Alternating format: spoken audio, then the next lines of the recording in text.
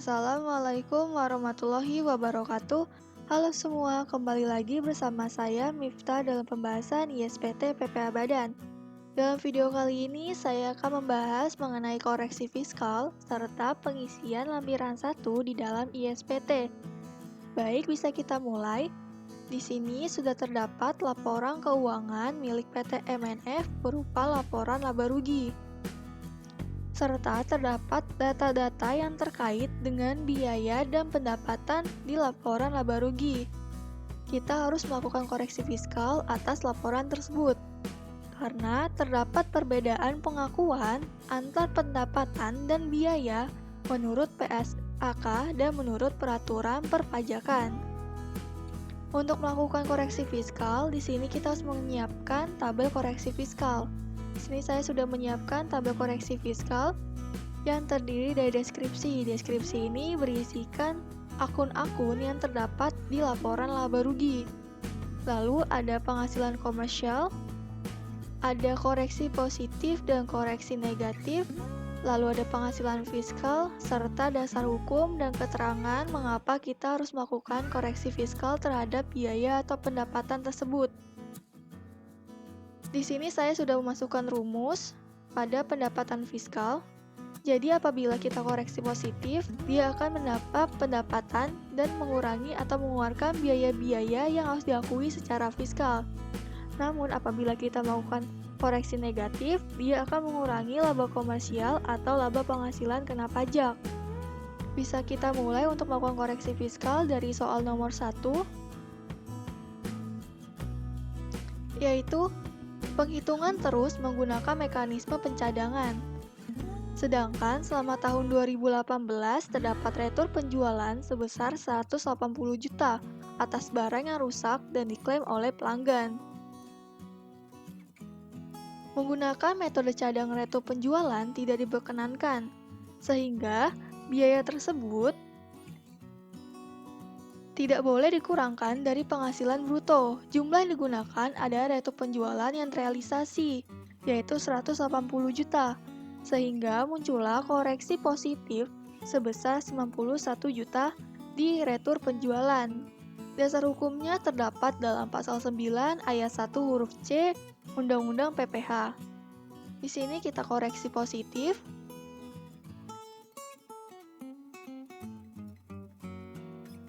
Lalu dasar hukumnya yaitu pasal 9 ayat 1 huruf C Undang-Undang PPH. Keterangannya, retur penjualan yang terrealisasi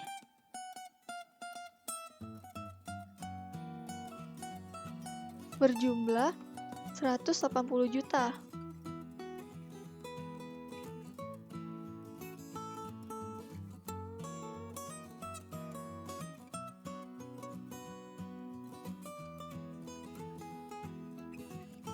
Lalu kita lanjutkan ke nomor 2, yaitu diskon penjualan.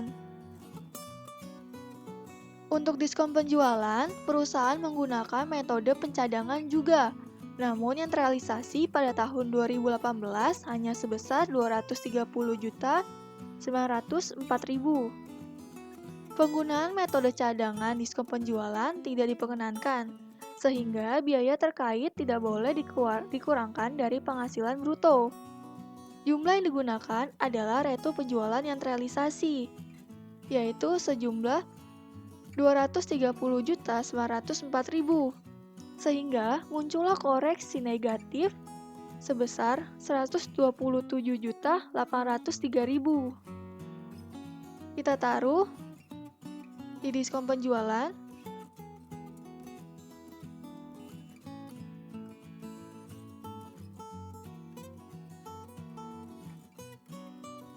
Dasar hukumnya itu terdapat dalam pasal 9 ayat 1 huruf C Undang-Undang PPH. Keterangannya diskon penjualan yang terrealisasi berjumlah 230.904.000.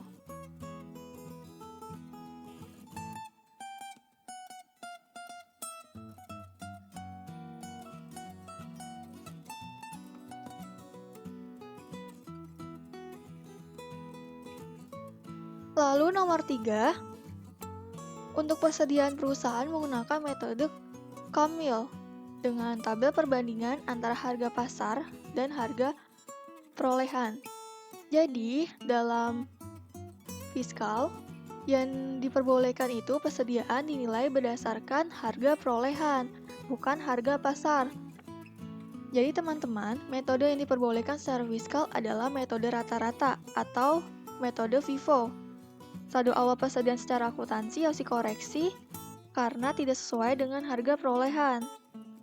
Saldo persediaan awal yang diperbolehkan itu 18.851 juta, sehingga muncullah koreksi negatif sebesar 1.141 juta. Ini kita koreksi negatif.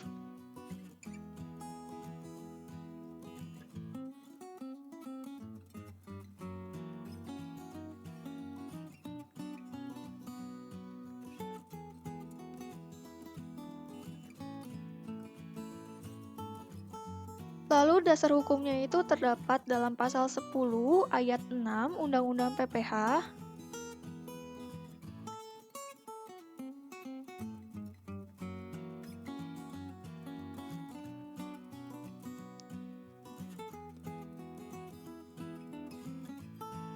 Keterangannya, persediaan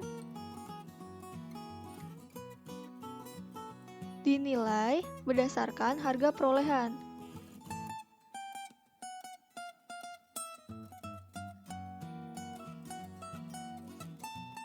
Untuk persediaan akhir, ini juga harus dikoreksi karena tidak sesuai dengan harga perolehan. Saldo persediaan akhir yang diperkenankan adalah 39.130 juta, sehingga muncullah koreksi positif sebesar 750 juta. Kita koreksi positif 750 juta.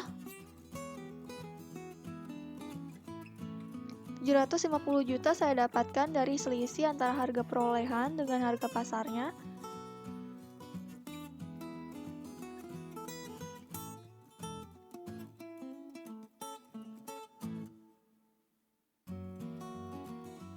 Lalu dasar hukumnya sama, yaitu terdapat dalam pasal 10 ayat 6 Undang-Undang PPH. Keterangannya juga sama, yaitu persediaan dinilai berdasarkan harga perolehan.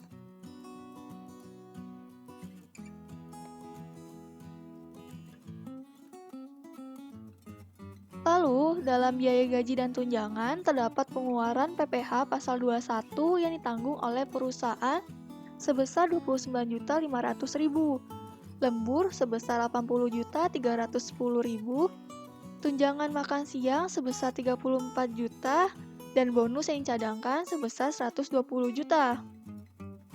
Biaya PPH pasal 21 yang ditanggung dalam gaji tidak diperkenankan untuk menjadi biaya pengurang penghasilan bruto, sehingga muncullah koreksi positif sebesar 29.500.000.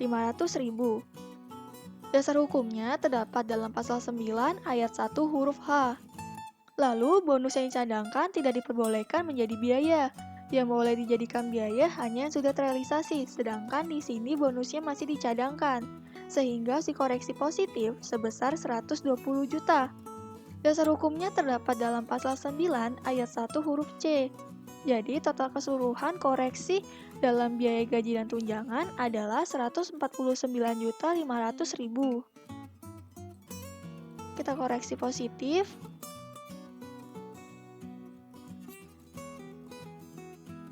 Dasar hukumnya yaitu pasal 9 ayat 1 huruf H dan C. Lalu keterangannya, biaya PPH 21 dan bonus yang dicadangkan tidak dapat dijadikan pengurang penghasilan bruto.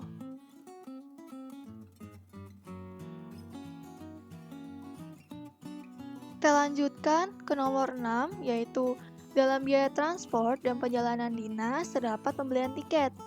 Lalu ada uang saku sebesar 161 juta untuk perjalanan keluarga pimpinan ke Lombok. Uang saku untuk perjalanan keluarga pimpinan ke Lombok tidak bisa dijadikan biaya pengurang penghasilan bruto, sehingga harus dikoreksi. Karena ini termasuk biaya untuk keluarga pimpinan. Dasar hukumnya terdapat dalam pasal 9 ayat 1 huruf I, jadi kita harus mengoreksi sebesar 161 juta dikoreksi positif.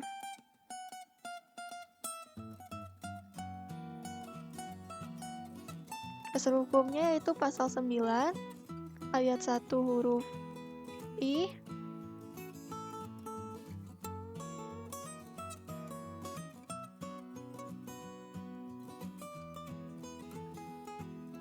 lalu keterangannya adalah terdapat biaya uang saku untuk perjalanan keluarga pimpinan.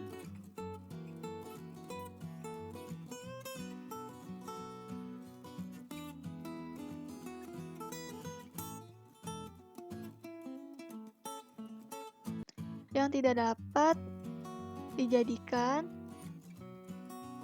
pengurang penghasilan bruto.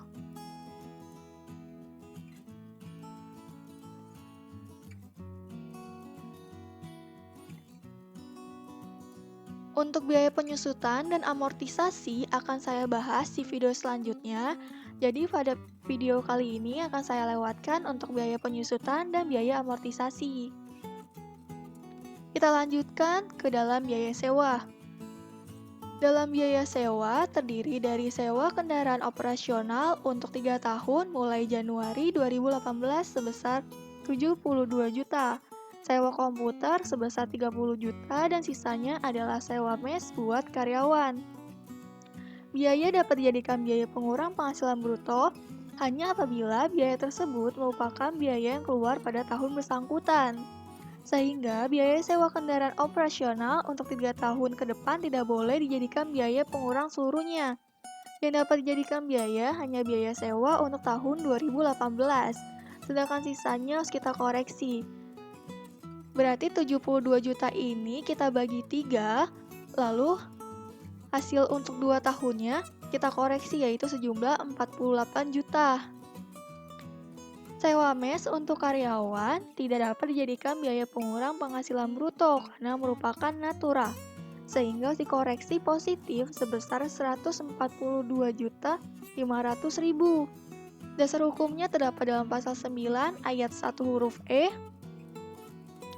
Saya dapatkan biaya sisanya itu dari 244.500.000 kita kurangkan dengan 72 juta dikurangi dengan 30 juta, maka dapat 142.500.000. Jadi seluruhnya total koreksinya itu 150.500.000. Kita koreksi di biaya sewa, yaitu dikoreksi positif.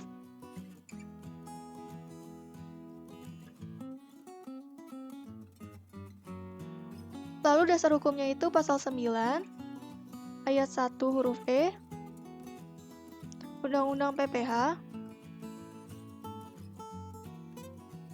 Alasannya karena biaya pengurang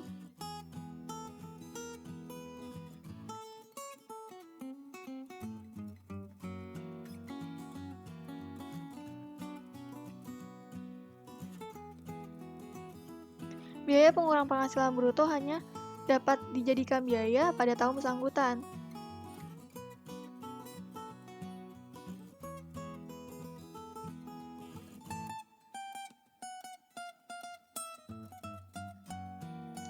Serta biaya mes tidak dapat dijadikan biaya.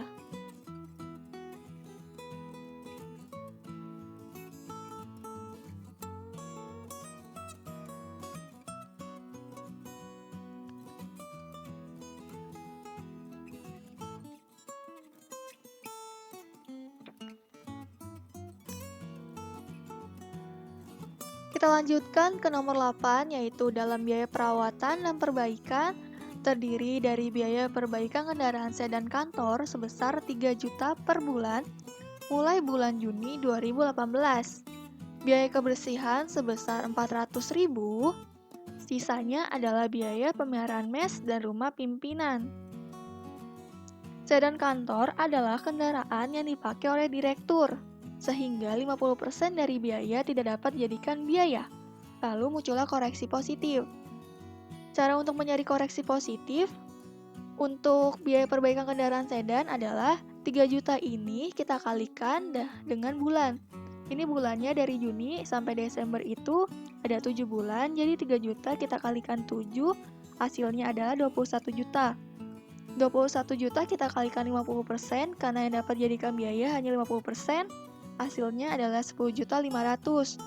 Dasar hukumnya terdapat dalam Cap 220 PJ 2002. Lalu untuk biaya mes dan rumah pimpinan tidak dapat dijadikan biaya pengurang sehingga harus dikoreksi. Dasar hukumnya yaitu pasal 9 ayat 1 huruf I. Jadi total koreksinya adalah 42.450.000. Kita koreksi 42.450.000 dikoreksi positif. Lalu dasar hukumnya yaitu Cap 220 PJ 2002 dan pasal 9 ayat 1 huruf I.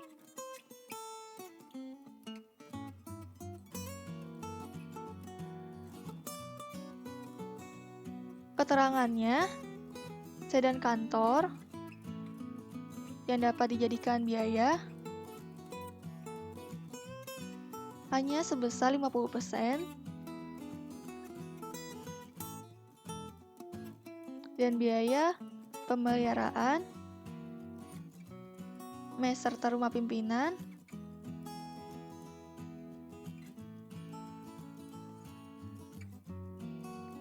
tidak dapat dijadikan biaya.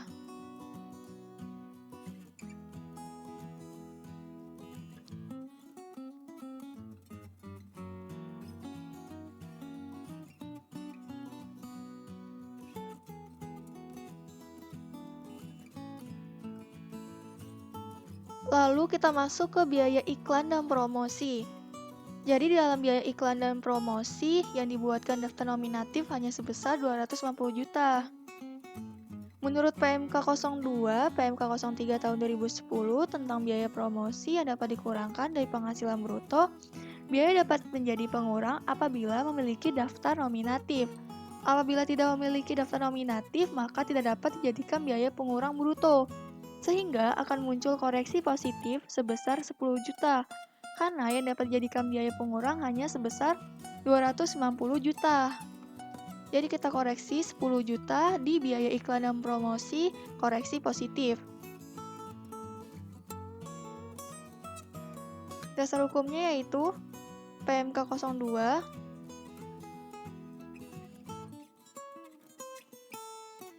tahun 2010.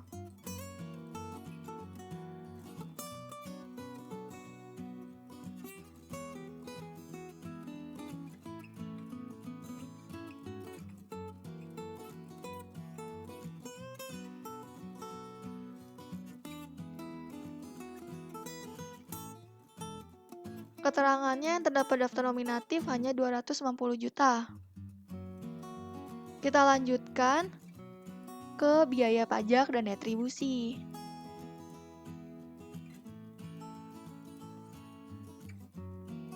Dalam biaya pajak dan retribusi, di dalamnya terdapat pengeluaran untuk PBB mes sebesar 450.000, PBB pabrik dan kantor 25.903.000, SKP KB PPH Badan sebesar 18.900.400 rupiah dan STP denda PPH pasal 25 sebesar 1.640.000. PPB mes tidak dapat dijadikan biaya pengurang penghasilan bruto karena biaya tersebut tidak berhubungan dengan kegiatan perusahaan, sehingga muncullah koreksi positif sebesar 450.000.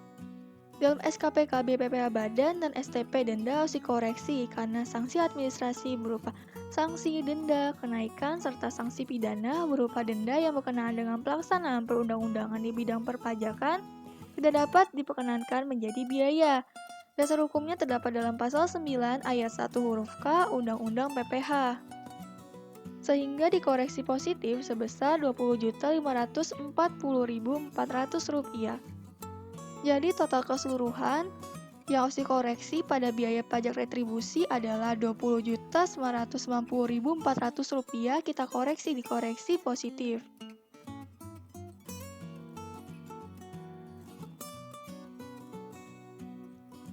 Dasar hukumnya terdapat dalam pasal 9 ayat 1 huruf K Undang-Undang PPH.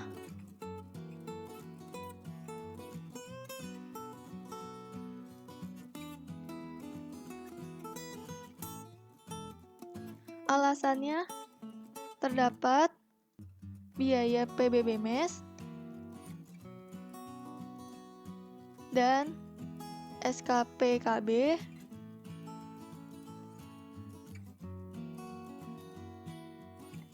serta STP.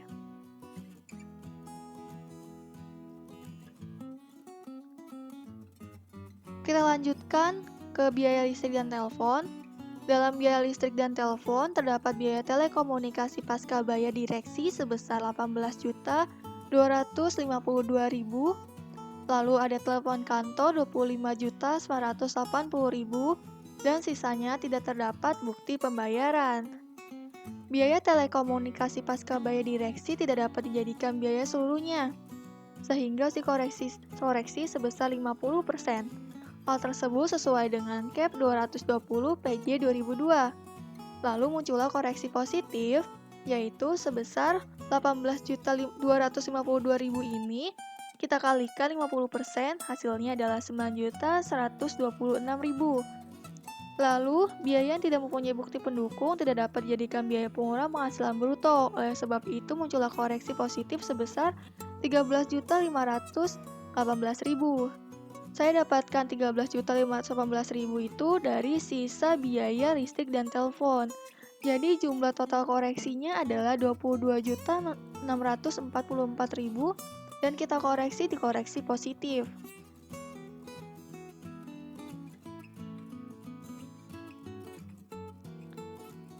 Dasar hukumnya yaitu ada Cap 220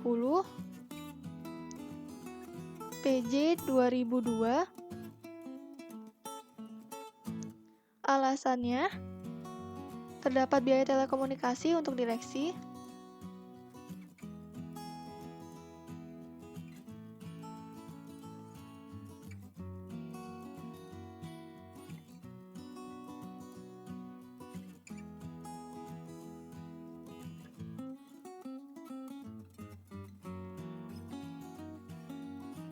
dan biaya yang tidak terdapat bukti pendukung.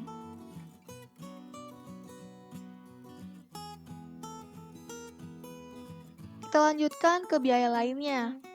Dalam biaya lainnya termasuk pengeluaran untuk sumbangan kebakaran di Tambora sebesar 25 juta, biaya penelitian dan pengembangan riset di Aceh sebesar 45 juta, serta pengeluaran lain yang tidak terdapat bukti pendukung sebesar 22 juta.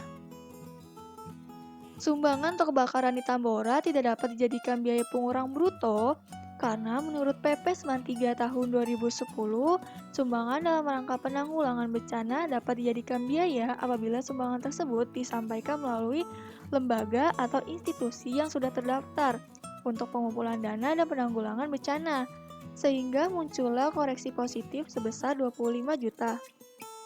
Lalu, biaya penelitian dan pengembangan di Aceh bisa kita jadikan biaya karena penelitian tersebut dilakukan di Indonesia. Dasar hukumnya yaitu terdapat dalam pasal 6 ayat 1 huruf F. Selanjutnya, biaya yang tidak mempunyai bukti pendukung tidak dapat dijadikan pengurang penghasilan bruto. Jadi total keseluruhan koreksi pada biaya lainnya adalah 47 juta. 47 juta itu akan kita dikoreksi positif.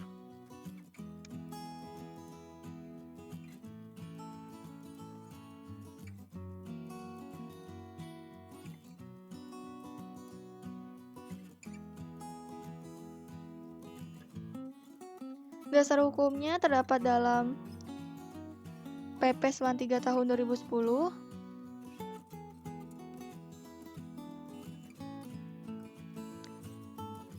Keterangannya terdapat sumbangan kebakaran dan biaya yang tidak memiliki bukti pendukung.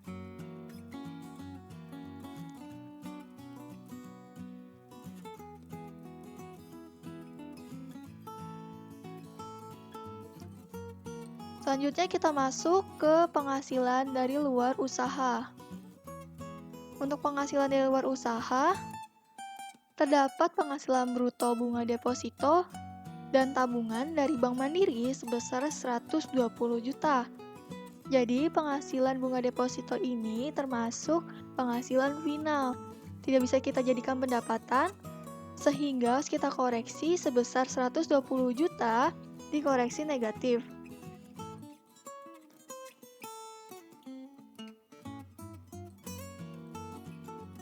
Dasar hukumnya itu pasal 4 ayat 2. Lalu penghasilan dividen atas penyertaan 30% yang dipotong di thailand ini merupakan PPh pasal 24. Jadi tidak usah kita koreksi. Penghitungan PPh pasal 24 akan saya bahas di video selanjutnya. Nomor 3, untuk laba selisihkus tidak usah kita koreksi karena bisa dijadikan pendapatan. Jadi selanjutnya adalah biaya di luar usaha. Terdapat biaya bunga pinjaman. Biaya bunga pinjaman sebesar 2.550 juta, di mana terdapat informasi bahwa rata-rata pinjaman per bulan selama tahun 2018 sebesar 28.450 juta, serta rata-rata dana per bulan yang ditempatkan dalam deposito adalah 3.125 juta. Jadi, menurut SE46 PJ4 tahun 1995, untuk mencari koreksi bunga pinjaman adalah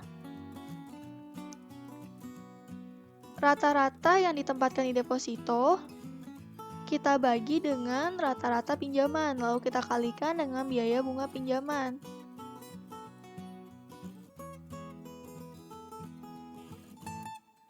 Kita bagi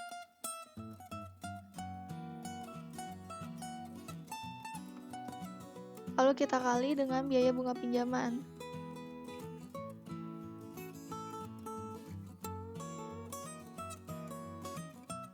Dan ini merupakan biaya bunga pinjaman yang hanya dapat kita jadikan biaya, yaitu sebesar Rp2.269.903.339. Sedangkan di komersial itu 2.550 juta. Oleh sebab itu, kita koreksi Rp280.996.661 sesuai dengan rumus yang tadi kita masukkan. Dasar hukumnya yaitu terdapat dalam SE46 tahun 1995.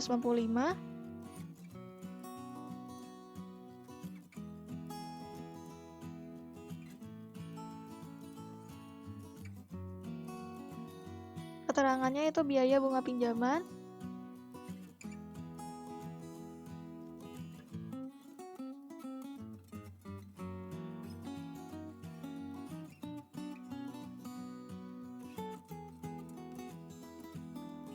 Untuk penghitungan koreksi fiskal sudah selesai.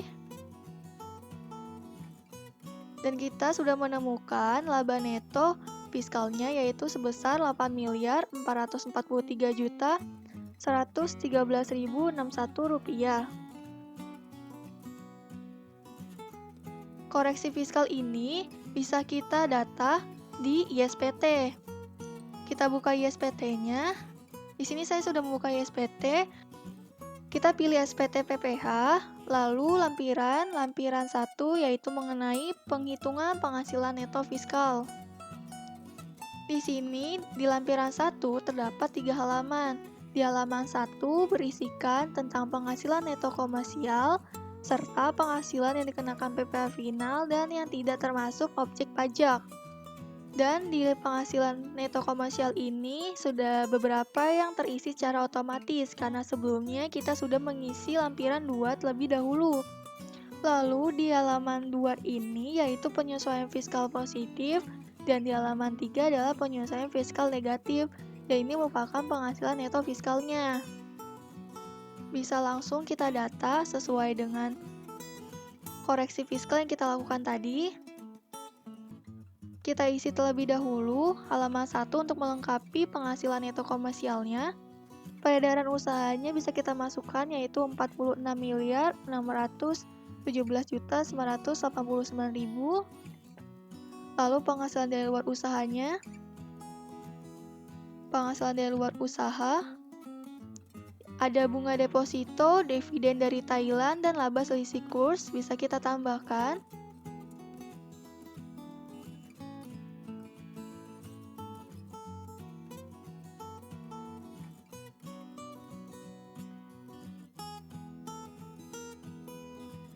Lalu ini merupakan jumlah penghasilan neto komersialnya, sudah sama ya dengan di laporan keuangannya. Lalu kita masukkan penghasilan yang dikenakan PPh final dan tidak termasuk objek pajak. Tadi ada bunga deposito yaitu sebesar 120 juta. Kita koreksi, kita masukkan 120 jutanya ke halaman 1. Lalu kita isi lampiran 1 halaman 2 maksud saya. Untuk mengisi halaman 2 ini, sebaiknya kita melakukan pemetaan terlebih dahulu untuk akun-akun di penyesuaian fiskal positif. Di sini saya akan membuat kolom baru.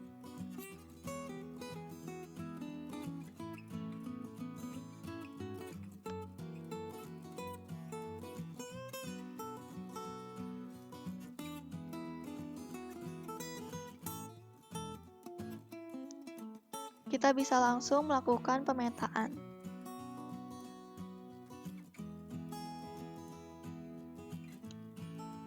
Pertama ada retur penjualan. Retur penjualan masuk ke dalam 5L. Ada diskon penjualan. Diskon penjualan masuk ke dalam 6D karena dia koreksi negatif.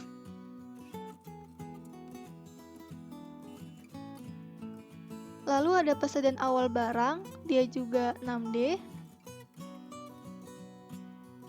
Lalu persediaan akhir adalah 5L. Biaya gaji dan tunjangan 5F.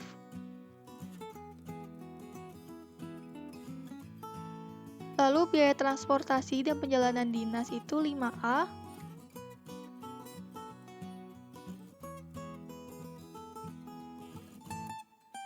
Biaya penyusutan dan amortisasi akan kita isi nanti.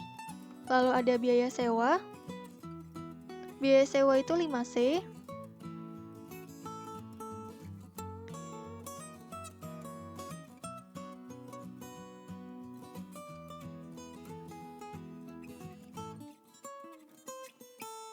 Biaya perawatan dan perbaikan adalah 5C. Biaya iklan dan promosi 5L. Biaya pajak dan retribusi itu 5H. Biaya listrik dan telepon 5L. Biaya administrasi bank tidak ada, yaitu ada lagi biaya lainnya. Biaya lainnya itu adalah 5L. Lalu bisa kita tambahkan untuk mengetahui penyesuaian fiskal positifnya sesuai dengan nama akunnya.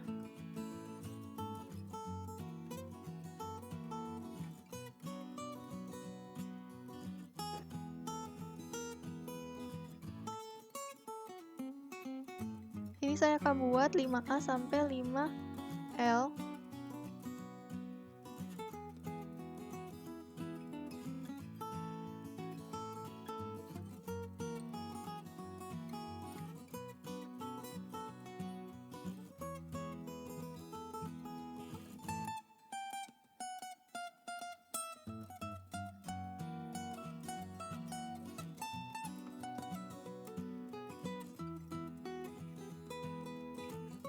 Maaf untuk tadi penghasilan di luar usaha dan biaya bunga pinjaman belum kita beri kode. Ini final kodenya 4. Lalu biaya bunga pinjaman itu 5L karena dia termasuk dalam biaya lainnya. Dan di sini untuk menjumlahkannya saya menggunakan rumus sum if. Sum if lalu blok dari kolom kodenya dari G10 sampai dengan G40. Lalu tambahkan simbol dolar. Kalian bisa menambahkan simbol dolar dengan langsung mengklik F4. Namun karena di sini F4 saya tidak bisa, jadi saya menambahkan simbol dolarnya secara manual. Masukkan kodenya yaitu 5A, lalu tanda petik kembali, titik koma, dan blok dari koreksi fiskal, yaitu D10 sampai dengan D40.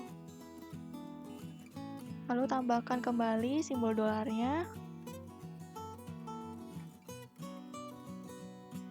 Lalu tutup kurung dan enter.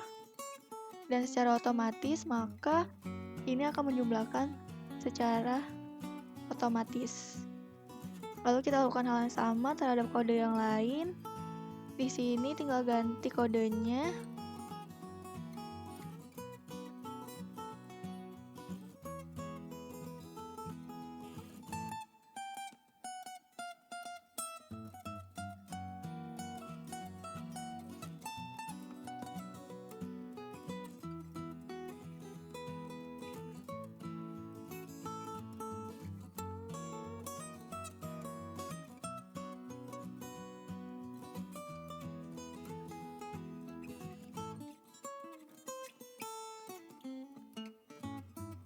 Lalu kita tambahkan untuk mengecek apakah benar hasil dari pemetaannya, jumlah hasil dari pemetaannya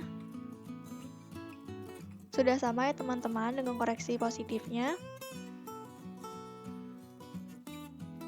Lalu sekarang yang 6D. 6D kita juga menggunakan rumus sum if. Lalu blok kodenya. Kode dari 6D-nya yaitu di kolom G.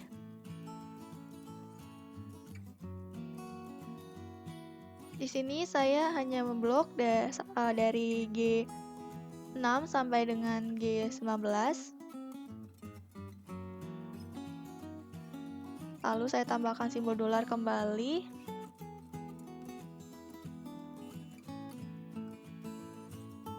Mengapa saya hanya memblok dari G7 sampai G19? Karena untuk kode 6D-nya itu hanya sampai situ saja, jadi tidak apa-apa kita blok sampai G19 saja, bukan sampai G40 seperti koreksi positif tadi. Tapi apabila teman-teman ingin memblok sampai G40 juga nggak apa-apa. Lalu titik koma, lalu 6D, tanda petik 2, titik koma kembali, lalu blok. Untuk kolom negatifnya,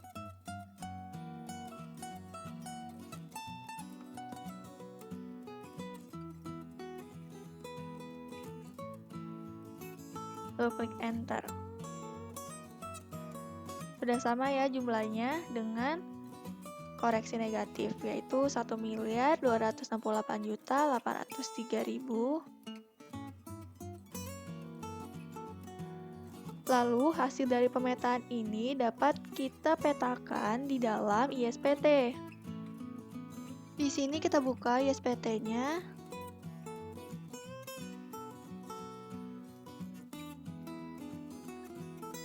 Lalu kita masukkan koreksinya ke dalam penyesuaian fiskal positif dulu ya. Di 5A ada 161 juta.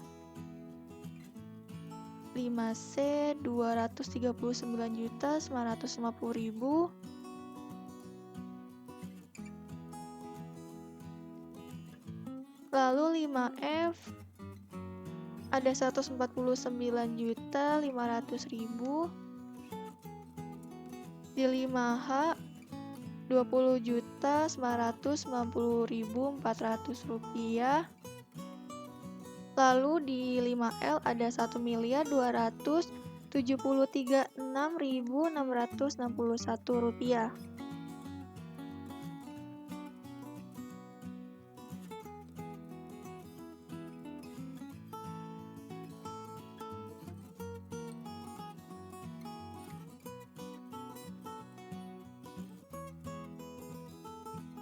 Sudah sama ya, kita lanjutkan ke halaman 3. Oh ya, untuk selisih penyusunan komersial dan selisih amortisasi ini tidak bisa kita isi secara manual di ISPT lampiran 1. Ini akan kita isi di lampiran khusus. Pembahasannya akan saya bahas di video selanjutnya. Lalu penyusunan fiskal negatifnya kita masukkan.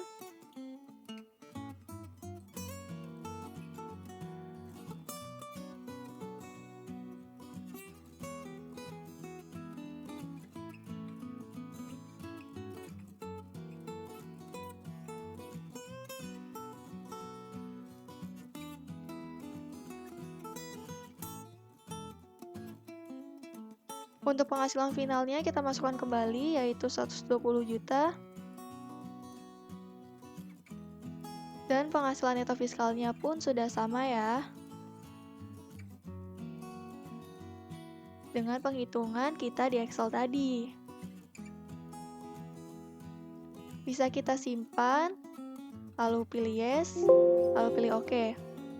Lalu kita tutup. Sekian video part 3 mengenai koreksi fiskal dan pengisian lampiran 1 di dalam ISPT. Semoga apa yang saya sampaikan dapat dimengerti dan dapat bermanfaat untuk kita semua.